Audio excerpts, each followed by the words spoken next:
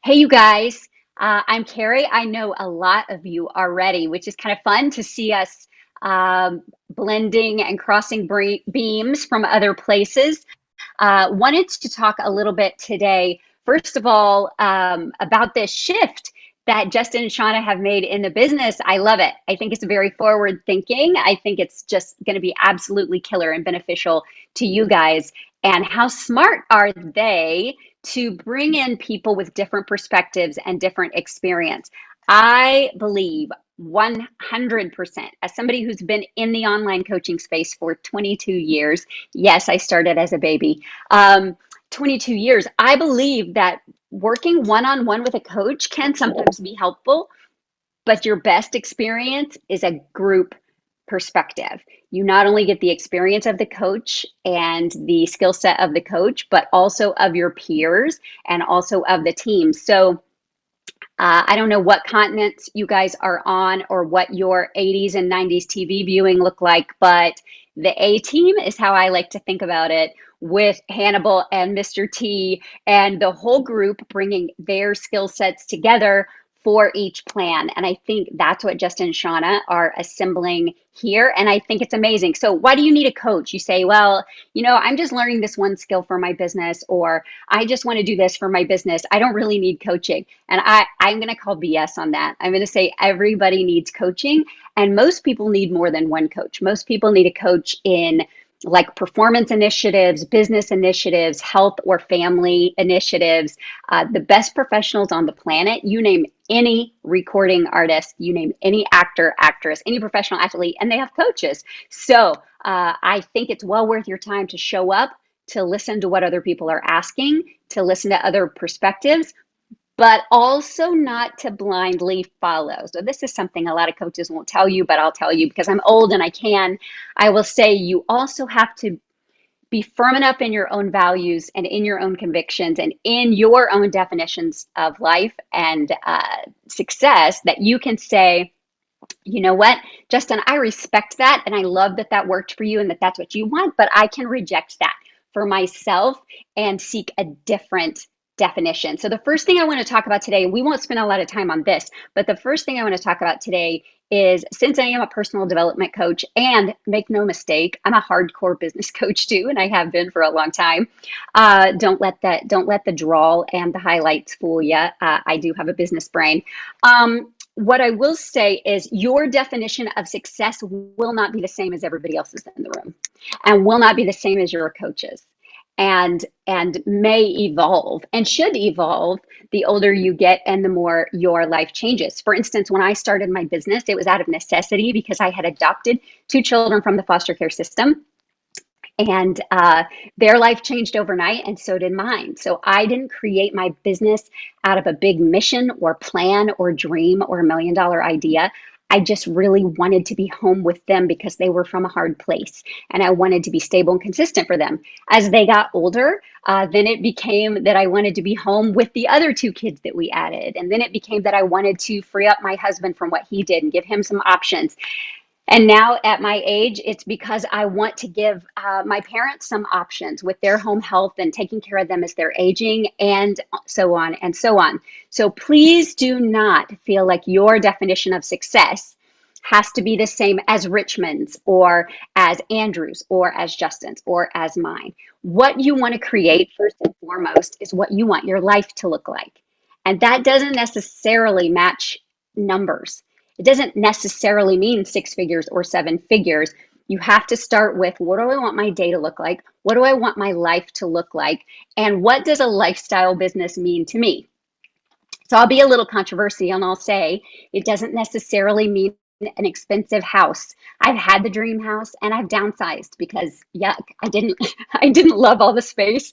And as my kids have been flying the coop, I didn't need all the space. So we've downsized, but it's in an area that we really love. Does lifestyle mean you get to travel and do business on the road? Does lifestyle mean that you get to take your older parents to doctor's appointments? That's what it means to me. My lifestyle business looks a little different than some other people's or gurus' definition of lifestyle. And that's one thing I think Justin, who's a few years younger than me, he said to me one time, I think what made A big impression on me, Carrie, was that you never compromised your definition of lifestyle or your core values for what all the other gurus were selling at the time, and you still were making it work. So that's what I want to encourage you to do. Any coaching that you hear, any goal that you set in your business, please know what lifestyle and success means for you. And let me give you a big example for that that's happening as we speak. This is not my home. I am in an Airbnb for the week. This happened late last night. I have my number 3 kid is in college. She's a freshman in college, and she came down with mono last week. So in the middle of the night, I drove to get her, took her to the ER. We got the test, started the treatment. Well, this week she's relapsed a little bit. So for me, success this week means that I'm going to rent a house near the campus for the week so I can pull her out of the dorm, bring her here with me, feed her, make sure she's taken her vitamins, got her fluids, helping her organize her assignment and get the rest that she needs. And that has nothing to do with a Ferrari, and that has nothing to do with anything flashy that I can brag about on social media. But it does mean that my kid, when I pulled into town last night, thought her mom was the most successful person in the world because I'm able to work here with her today. So you define that for you. Now, here's why you need to show up for your coaching sessions. If you cannot be on your coaching sessions live, then you need to make an appointment in your calendar for when you will do those.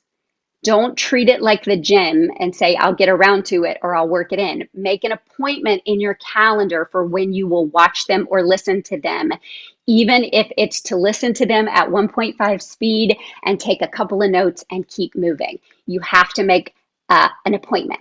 If it's important, it deserves an appointment. Write that down. If it's important, it deserves an appointment. That means family time. That means your training time. That means skill time. That means your implementation time.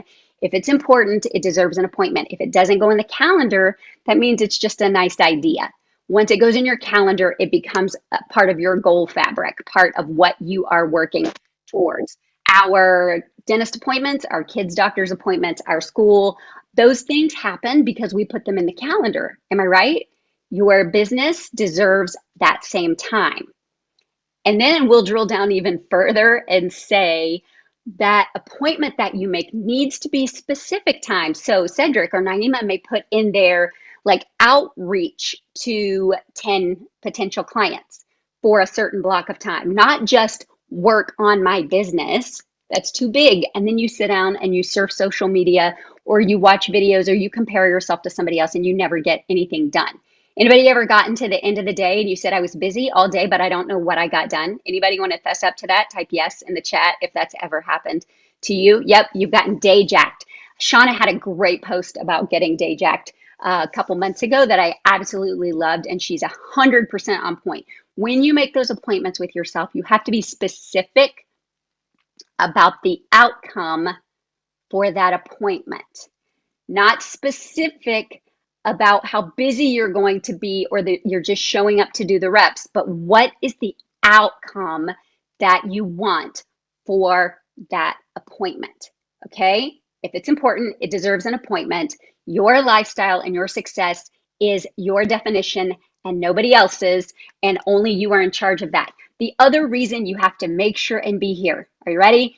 Is when you have a bad week or a bad month, when you don't feel like you've gotten anything accomplished, or when you feel like you're in crisis or not getting results, that's when you need the meeting. That's when you need to show up. That's not when you hide. Second point, let's flip the coin. When you've had a great week or great results or great movement or achievement, that's when your group needs you. So be a good team member, be a good mate, show up when you're having the great week so that you can cheer everybody else on and share what's working. Share what's working for you or share what you learned from what's not working for you. Okay? Deal? Everybody got it?